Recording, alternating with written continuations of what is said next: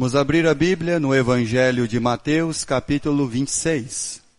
Evangelho de Mateus, capítulo 26, a partir do verso 36. Em seguida, foi Jesus com eles a um lugar chamado Getsêmani e disse aos seus discípulos: assentai-vos aqui enquanto eu vou ali orar.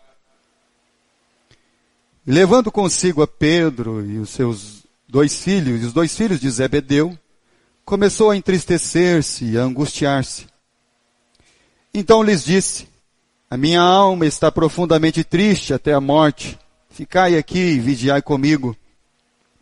Adiantando-se um pouco, prostrou-se sobre o seu rosto, orando e dizendo: meu Pai, se possível, passa de mim este cálice, todavia, não seja como eu quero, e sim como tu queres. E voltando para os discípulos, achou-os dormindo, e disse a Pedro: então nem uma hora pudestes vós vigiar comigo? Vigiai e orai, para que não entreis em tentação.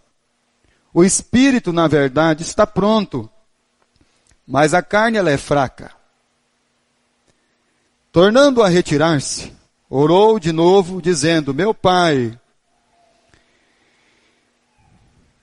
se não é possível passar de mim este cálice sem que eu o beba, faça-se a tua vontade. E voltando, os achou-os outra vez dormindo, porque os seus olhos estavam pesados.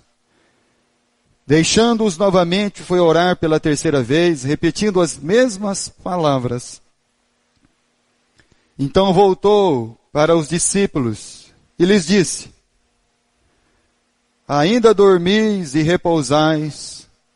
Eis que é chegado a hora em que o Filho do Homem está sendo entregue nas mãos de pecadores. Levantai-vos, vamos, eis que o traidor, ele se aproxima. Vamos ficar de pé, vamos orar ao nosso Deus. Senhor Deus e bendito Pai, é por causa do Cristo, Senhor, do Teu Filho amado, também do Espírito, Senhor, Espírito Santo que em nós habita, por causa do Seu grande amor, com que o Senhor nos amou, que nós estamos aqui. Perdoa, Senhor, a multidão de nossos pecados. Pai querido, peço por cada vida, por cada alma, aqui nesta noite. Peço por cada coração, Senhor. Peço, Senhor Deus, por cada entendimento, pelos sentidos, Senhor Deus, que possam ser mesmo exercitados com a Sua palavra, com a Sua vontade. Querido Deus, também clamo pelos enfermos. Clamo, Pai, por aqueles que estão sofrendo, Senhor, as agruras mesmo desta vida. Mas peço que o Senhor esteja dando, Senhor, bom ânimo e também, Senhor Deus, salvação a essas almas. Querido Deus, peço pelos demais irmãos que não estão presentes. Muitos nós não sabemos o motivo, Senhor. Mas neste momento, Pai, nós clamamos pela Sua misericórdia e pela Sua graça. É em nome de Cristo Jesus, o Senhor, que oramos, agradecidos. Amém, Pai Celestial. Podeis sentar. Senhor Jesus, nos últimos momentos do seu ministério, da sua vida neste mundo, ele foi para um lugar onde ele tinha o hábito de ir. Jesus tinha dois hábitos bem interessantes. Primeiro, ele estava sempre na sinagoga. apesar de toda a sinagoga lá, toda complicada, com os religiosos, mas Jesus estava lá. Um pouco antes do seu martírio, da entrega da sua vida, Marcos relata que Jesus saiu do templo e para não voltar mais lá. Então Jesus tinha esse hábito, o hábito de estar na casa do Pai. Por isso que ele diz, olha, não transformem a casa do meu Pai em casa de negócio. Isso aqui é uma casa de oração. Isso aqui não é para você negociar com o Pai. Isso aqui não é um comércio. Deus não é um mascate.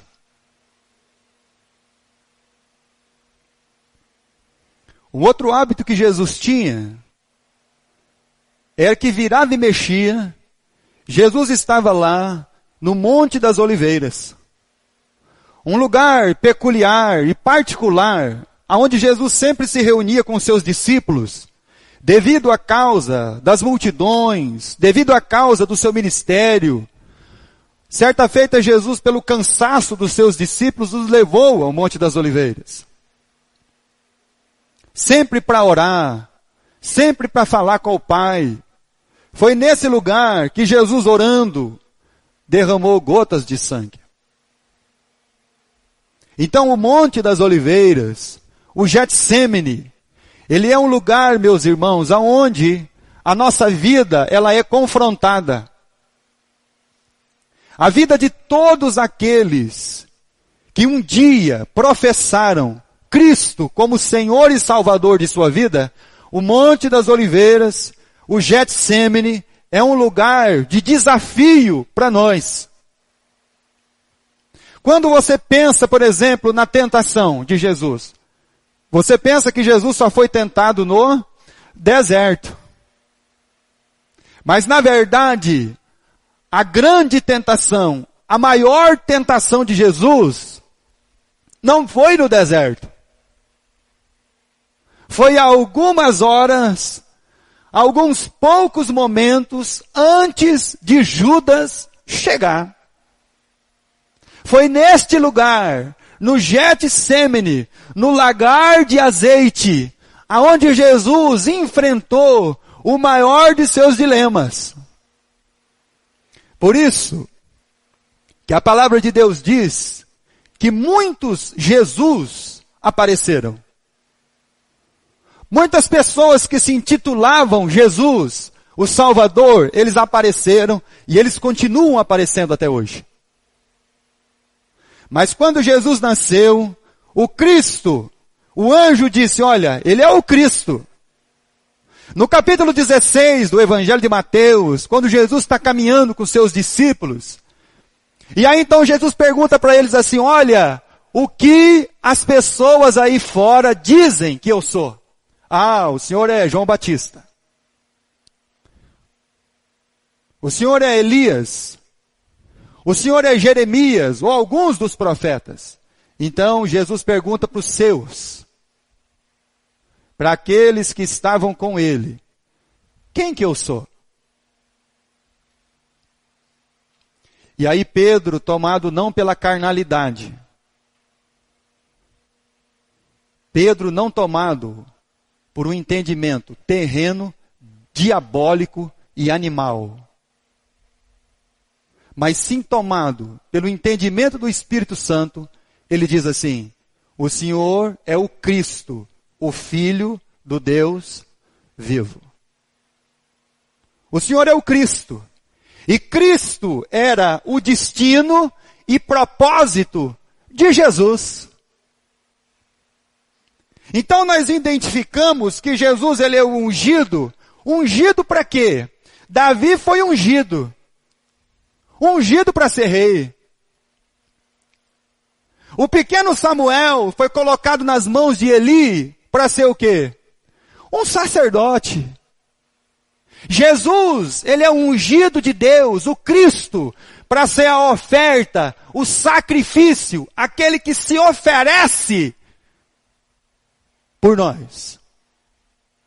E dentro dessa caminhada, O grande desafio de Jesus era saber se aqueles que andavam bem próximos dele sabiam quem ele era.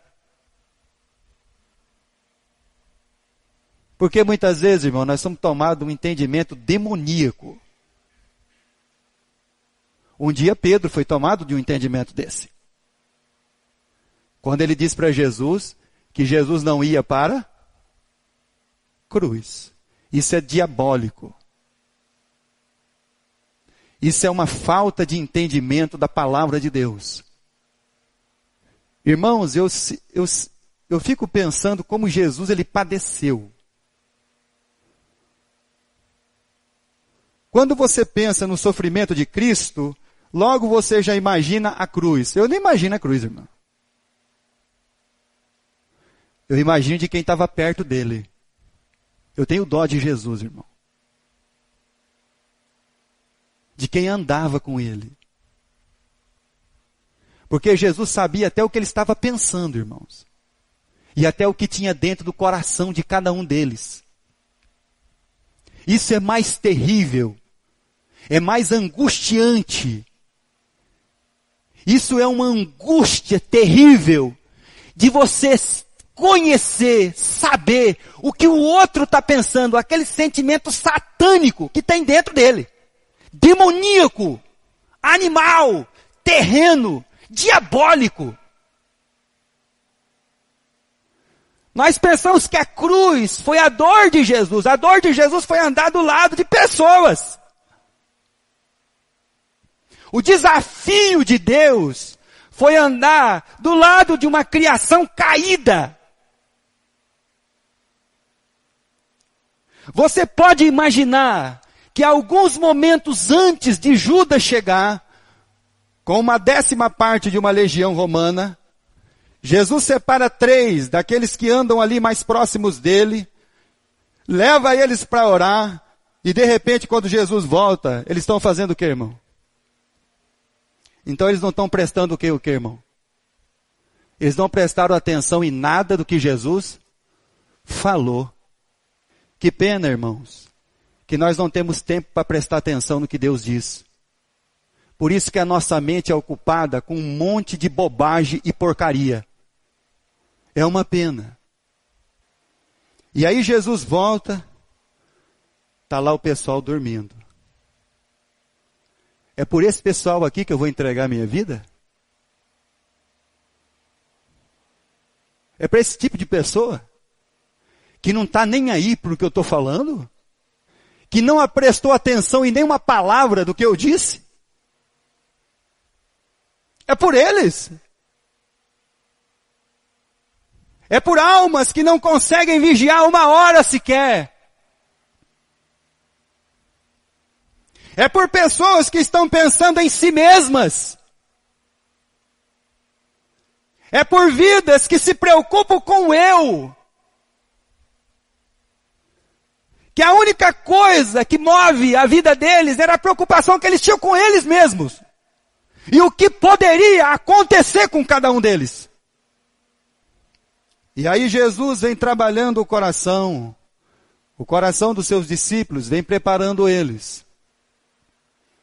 Por isso que o versículo 41 diz, vigiai e orai, para que não entreis em tentação. Qual que é a tentação, irmão? A maior de todas as tentações é você não dar ouvidos àquilo que Deus diz. Evangelho de João, capítulo 10. Então o Monte das Oliveiras, o Getsêmani, ele é aquilo que nos confronta. E é nesse momento que Jesus tem a tentação ali diante dele. Capítulo 10 do Evangelho de João, versículo 11. Eu sou o bom pastor. E o bom pastor vai dar a vida pelas suas ovelhas. Versículo 17. Por isso, o Pai, Ele me ama, porque eu dou a minha vida para a reassumir. Ninguém a tire de mim. Pelo contrário, eu espontaneamente a dou. Tem autoridade para entregar. também para reavê-la. Este mandado eu recebi de meu Pai.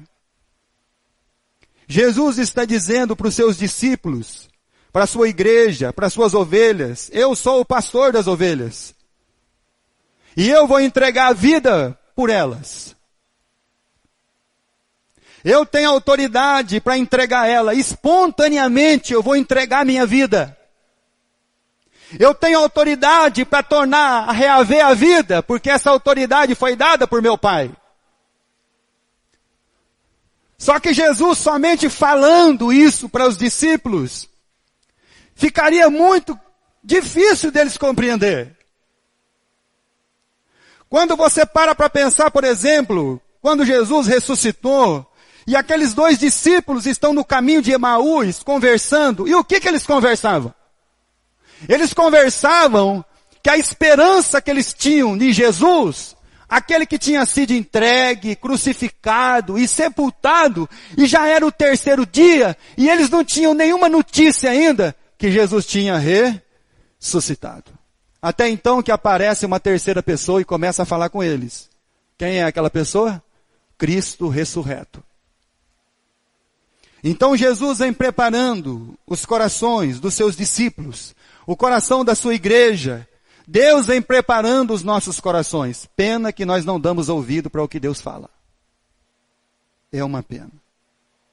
Eles vão ver coisas horríveis. Eles vão ter sentimentos horríveis. E Jesus está alertando eles disso. Isso vai acontecer com vocês. E aí no capítulo 11 do Evangelho de João, para demonstrar mais claramente o que Jesus disse em capítulo 10, versículo 11, 17 e 18, versículo 39 do capítulo 11 do Evangelho de João. Então ordenou Jesus: tirai a pedra. Disse-lhe Marta, irmã do morto: Senhor, já cheira mal, porque já é 4 dias. Respondeu-lhe Jesus: não te disse eu, se creres, verás a glória de Deus? Tiraram então a pedra. E Jesus, levantando os olhos para o céu, disse: Pai, graças eu te dou, porque me ouviste. Aliás, eu sabia que sempre me ouves. Mas assim falei por causa da multidão presente, para que creiam que tu me enviaste. E tendo dito isto, clamou em alta voz: Lázaro, vem para fora. Saiu aquele que estivera morto, tendo os pés e as mãos ligados com ataduras e o rosto envolto em lenço. Então lhes ordenou Jesus: desatai-o e deixai-o ir. Muitos, pois, dentre os judeus que tinham vindo visitar Maria, vendo o que fizera Jesus, creram nele. Outros, porém, foram ter com os fariseus e lhe contaram dos feitos que Jesus realizava. Jesus demorou 4 dias para chegar onde Lázaro estava. Isso não foi por um acaso. Jesus queria mostrar de uma maneira clara, visível, para os seus discípulos. Talvez assim eles compreenderiam algumas coisas. E mesmo assim, depois de Jesus ressurreto, Jesus encontra eles na Galileia e chama eles do quê, irmãos? De incrédulo. Jesus encontrou todos os discípulos lá, chamou eles de incrédulos, irmão. Que coisa! Por isso, meus irmãos, que nós não damos ouvidos a Deus e a sua palavra. É por isso que a nossa vida é desse jeito. Toda enrustida. Toda cheia de dificuldade. Toda cheia de coisazinhas humanas. É porque nós insistimos em não prestar atenção no que Deus ele fala. Deus, na pessoa de Cristo, chegou diante dos homens que andaram com ele por 3 anos e meio e disse: incrédulos. Que coisa! E Jesus vem mostrando para eles: olha, vocês vão passar por isso. Vocês vão me ver na cruz do Calvário. Vocês vão ver o sepulcro aonde eles vão me colocar. E vocês não vão só me ver. Vocês vão ver os seus entes queridos. Esses dias, irmãos, fui no velório da mãe do Ronald. E de repente veio o caminhãozinho.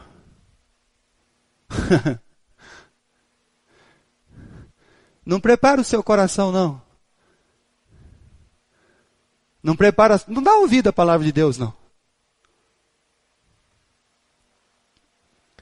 Nós estamos sujeitos a todas essas coisas, irmãos. A gente insiste em não ouvir a Deus. E aí quando essas coisas recaem sobre nós, nós ficamos apavorados, com medos, com dúvida, com raiva. E entra o porquê. E Jesus está dizendo para os discípulos, eu estou ressuscitando um camarada que faz 4 dias que está enterrado. E ao terceiro dia, não vou precisar nem de 4, ao terceiro dia eu vou ressuscitar. Em corpo de glória. Isso era para ficar nítido, claro, no coração dos irmãos. Então o Getsemane, irmãos, o Monte das Oliveiras, era um momento crucial ali de Jesus e os discípulos. Jesus mostrou para eles. Essas coisas vão acontecer conosco. Vocês vão enfrentar a morte. A morte do seu ente querido. A morte do irmão. E como é que vai ser esse dia? Nós vamos enfrentar a nossa morte. E como é que vai ser o dia da nossa morte, irmãos? Como é que está o nosso coração para enfrentar essas coisas? Como é que está a nossa vida? Jesus está preparando o coração deles para chegar. Vocês vão ver, vocês vão vivenciar, vocês vão ter sentimentos adversos, tudo vai estar dentro de vocês. Então eu estou preparando vocês para esse momento. O momento em que vocês vão me ver e o momento que vocês vão enfrentar na vida de cada um de vocês. Mas o problema é que a gente não dá ouvido para Deus. No capítulo 12 do Evangelho de João, versículo 25 e 26, Jesus diz assim, quando vocês acharem que vocês estão perdendo, e nada do que vocês estão fazendo está dando resultado, então entendo que vocês estão ganhando. O dia que vocês entenderem na sua vida, que vocês estão ganhando, é aí que vocês estão perdendo. Aquele que ama a sua vida mais do que a mim, não é digno de mim. Nós amamos quem, irmão?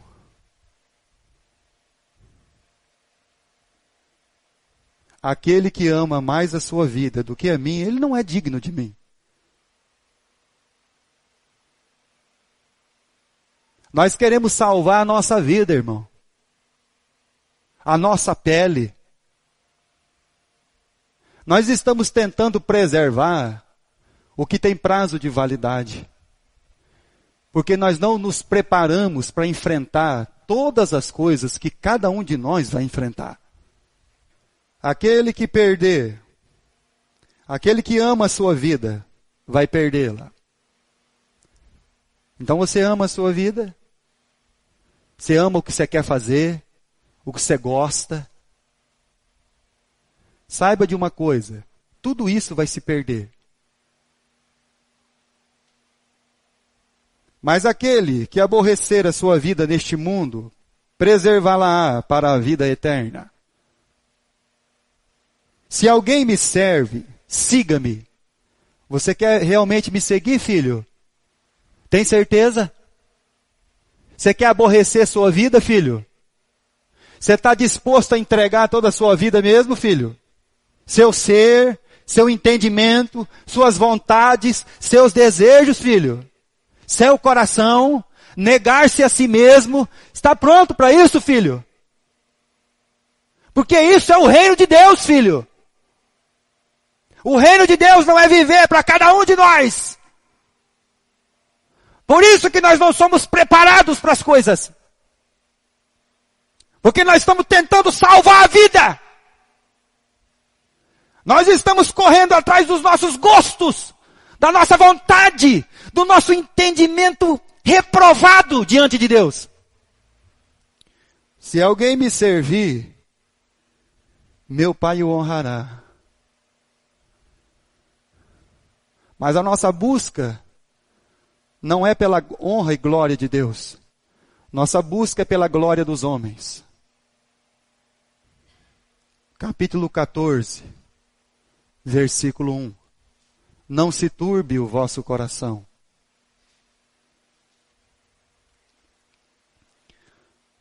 Quando vocês me verem, filhos, lá na cruz, sangrando, com a coroa de espinhos, não pense que as coisas se perderam.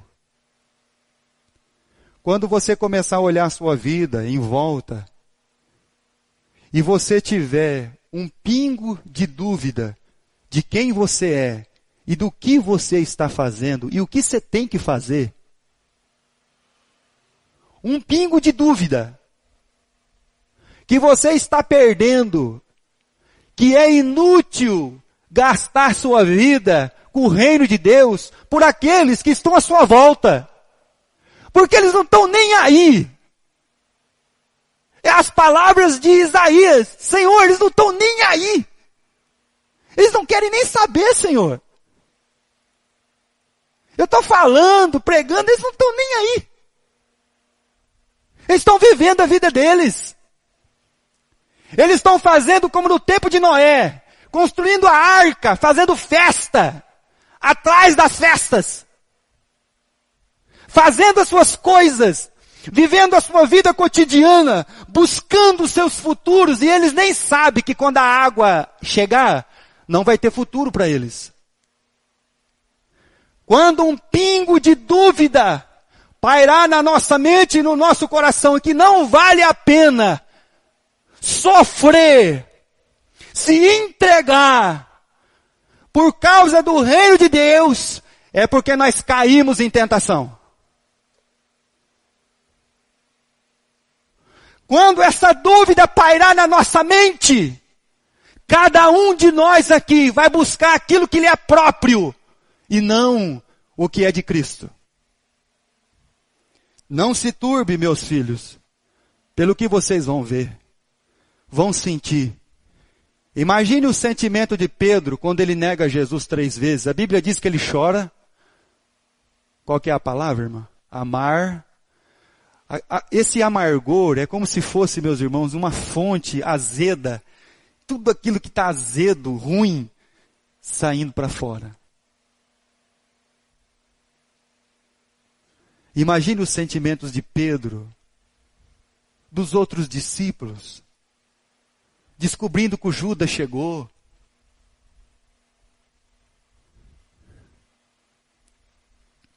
Não se turbem os seus corações quando vocês olhar de lado e achar que não tem ninguém com vocês. Que vocês estão sozinhos.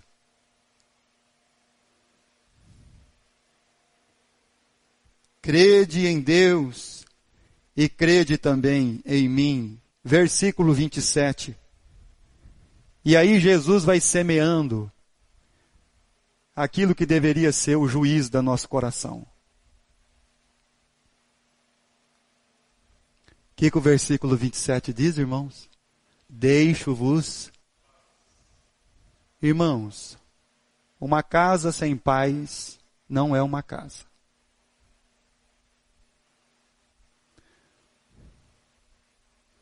Uma vida sem paz não é uma vida.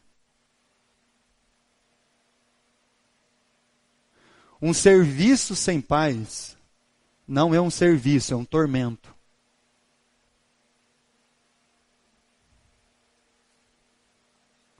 Por isso, que Jesus vem colocando aquilo que Paulo diz em Colossenses 3,15, o juiz de nosso coração, a paz. Quando a sua vida estiver preparada, você vai estar em paz. Quando o dia fatídico chegar,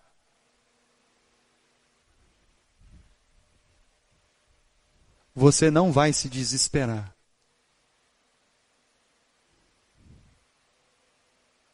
Porque você vai estar em paz. Deixo a paz. A minha paz eu estou entregando a vocês. Não a vou-la dou como o mundo. Não se turbe o vosso coração e nem se atemorize.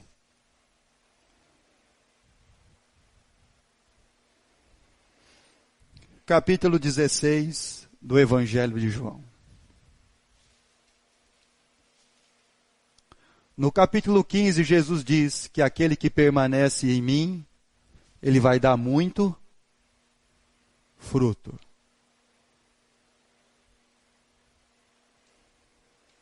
Versículo 33.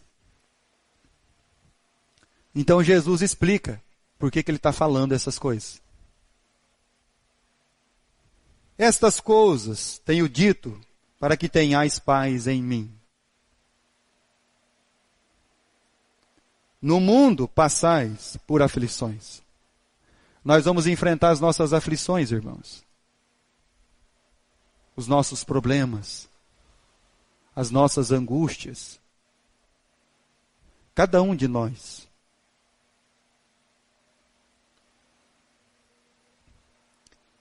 E digo novamente, o dia que servir a Deus para você tiver uma dúvida se vale a pena, é porque você já caiu na tentação.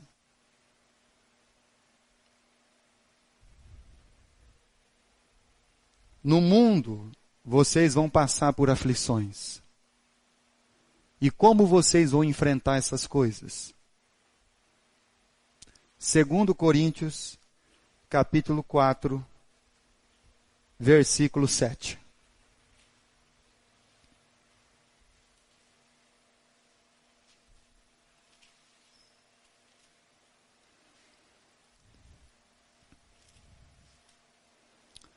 Paulo diz assim: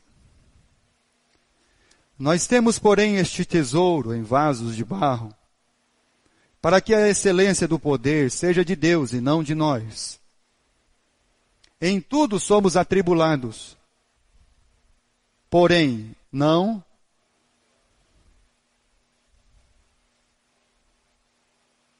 Pois é. Perplexos, porém não. Mas do que a gente não se desespera, irmão? Do que a gente não tem que desanimar?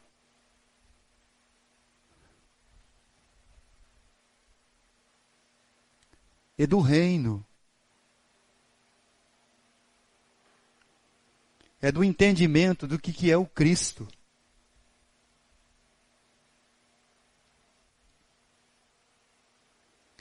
Nós temos hoje as pregações de triunfalismo.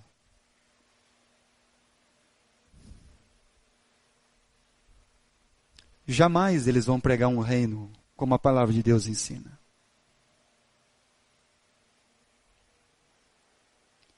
Versículo de número 10. 9. Perseguidos, porém não desamparados. Abatidos, porém não destruídos. Levando sempre no corpo o morrer de Jesus, para que também a sua vida se manifeste em nosso corpo. Porque nós, que vivemos, somos sempre entregues à morte por causa de Jesus, para que também a vida de Jesus se manifeste em nossa carne mortal. Quando nós tivermos dúvida que estamos perdendo, quando nós estivermos com dúvida acerca de entregar a nossa vida, entregar a vida vai além do culto, irmão, vai além de... É porque Jesus olhou para eles e disse, olha, vocês já caíram em tentação. Então, qual foi a tentação que Jesus, então, passou no Getsêmani? Marcos capítulo 14.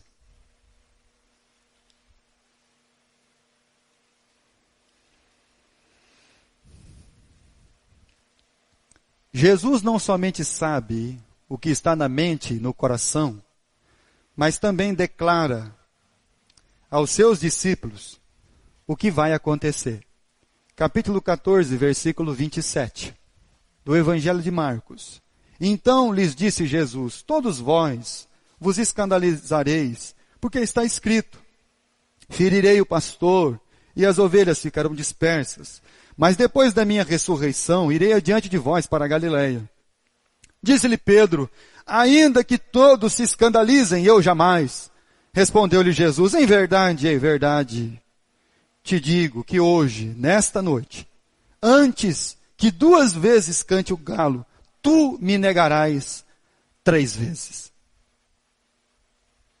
Mas ele insistia com mais veemência: ainda que eu seja necessário morrer contigo, de nenhum modo te negarei. Assim disseram todos.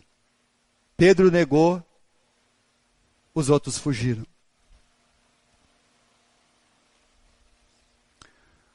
A grande tentação de Jesus foi odiar aqueles que o perseguia e não morrer por eles.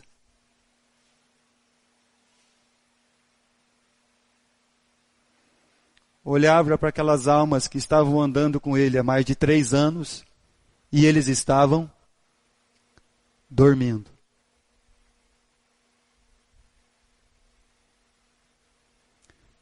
Como assim dormindo, pastor? Eles não estavam apercebidos das coisas que iam acontecer. É como a maioria das vezes. Por isso nós somos tomados sempre do que, irmãos? De surpresas.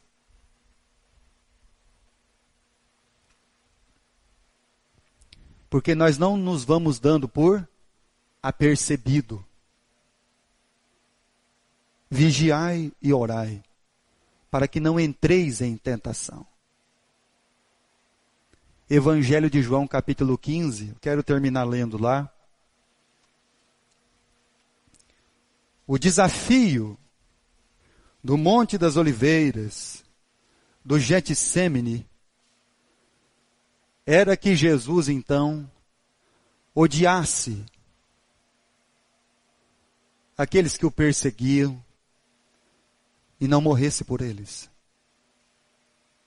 Ao contrário do que pessoas pensam, Jerusalém, Israel, não é o lugar para você buscar a Deus. Jesus não veio a este mundo para buscar a Deus.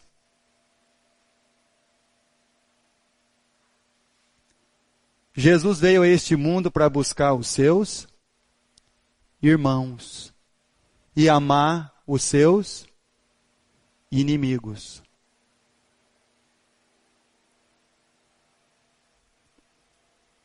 Capítulo 15, versículo 13. Ninguém tem maior amor do que este, de dar a alguém a própria vida em favor dos seus amigos. Vós sois meus amigos, se fazeis o que eu vos mando. Já não vos chamo de servos, porque o servo não sabe o que faz o seu senhor. Mas tenho-vos chamado os amigos, porque tudo quanto ouvi de meu Pai vos tenho dado a conhecer. Não fostes vós que me escolhestes a mim, pelo contrário, eu vos escolhi a vós outros, e vos designei para que vades e deis fruto, e o vosso fruto permaneça, a fim de que tudo quanto pedirdes ao Pai, em meu nome, ele vô-lo conceda. E isto vos mando, que vos ameis uns aos outros. O desafio do Getsêmani é amar o inimigo.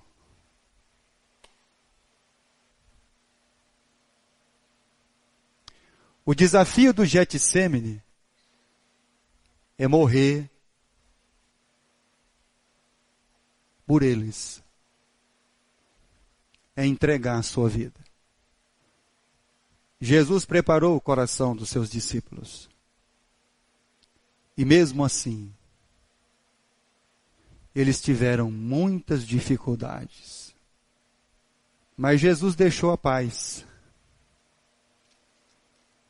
Eu quero que vocês tenham uma paz. Quando tudo isso acontecer diante dos olhos de vocês, vocês estejam em paz.